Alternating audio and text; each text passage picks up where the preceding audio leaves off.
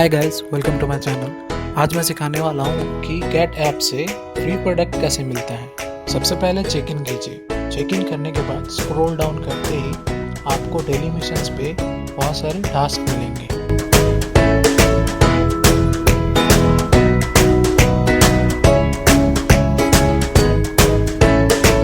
And task में आपको apps download करने पड़ते हैं। ऐप्स डाउनलोड करने के बाद उसको ओपन करना पड़ता है।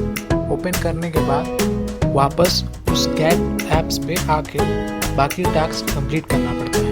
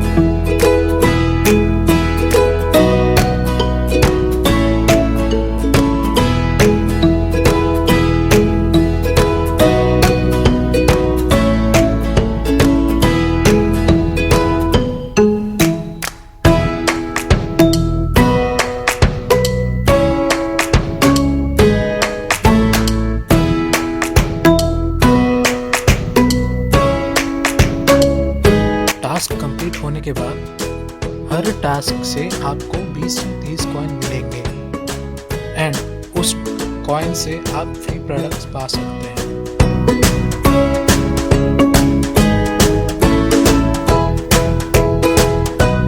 Thanks for watching this video. Please like, share and subscribe for more video.